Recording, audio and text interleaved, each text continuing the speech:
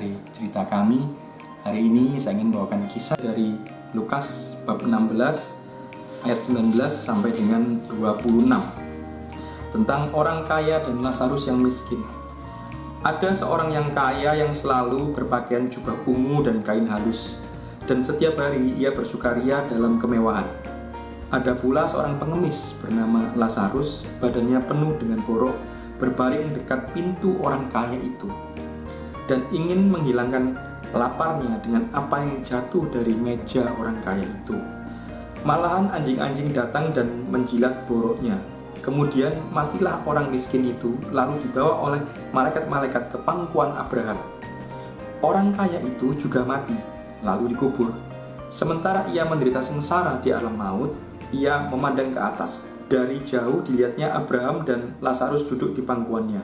Lalu ia berseru, "Bapak Abraham, kasihanilah aku. Suruhlah Lazarus supaya ia mencelupkan ujung jarinya ke dalam air dan menyejukkan lidahku, sebab aku sangat menderita dalam nyala api ini."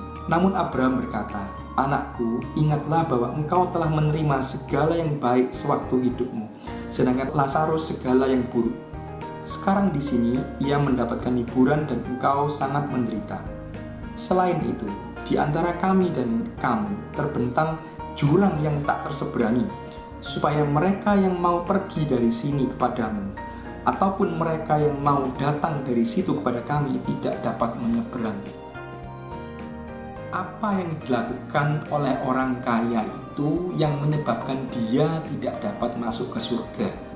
Dalam suatu khotbah yang pernah saya dengar, orang kaya itu tidak melakukan apa-apa, dan oleh karena ketidakpeduliannya itu, dia harus menanggung nasibnya untuk masuk ke dalam neraka. Seringkali melihat orang yang miskin, orang yang menderita, orang yang mungkin berada di bawah, kita sama sekali tidak memandangnya. Bahkan di sini orang kaya itu kenal dengan Lazarus, dia mengetahui namanya, tapi dia tetap tidak peduli. Mungkin dalam kehidupan sehari-hari kita pun seperti itu. Kita melihat sanak saudara, teman kita yang mungkin membutuhkan bantuan, tapi kita hanya memalingkan muka. Kita tidak peduli kepada mereka. Dan dari bacaan Injil ini kita diingatkan untuk berusaha merubah sikap kita menjadi lebih peduli kepada sesama. Bahkan dalam khotbah yang saya dengar itu, para romo dari Ordo CM itu diajarkan, sekalipun kamu sedang berdoa, jika ada seseorang yang membutuhkan bantuanmu, hentikanlah doamu dan bantulah mereka.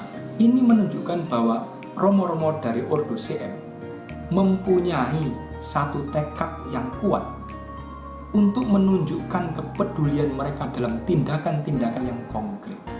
Jadi saya ingin mengingatkan lagi bahwa ketidakpedulian itu harus kita kurangi.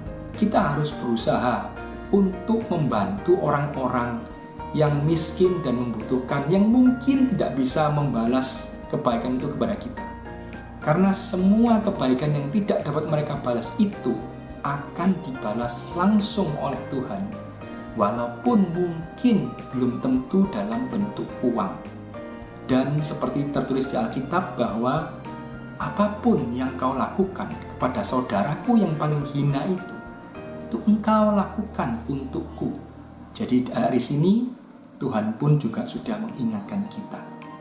Dan yang terakhir, seperti tertulis tadi, pada saat kita sudah meninggal, ada jurang yang besar yang tidak dapat diseberangi. Jadi kesempatan ini hanyalah dapat kita lakukan saat masih hidup.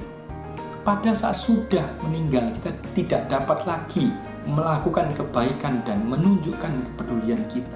Jangan sia-siakan kesempatan ini. Tunjukkan kepedulian kepada sesama, sehingga kita bisa menjadi orang yang lebih baik. Semoga renungan hari ini bisa jadi pembelajaran bagi kita semua. Terima kasih.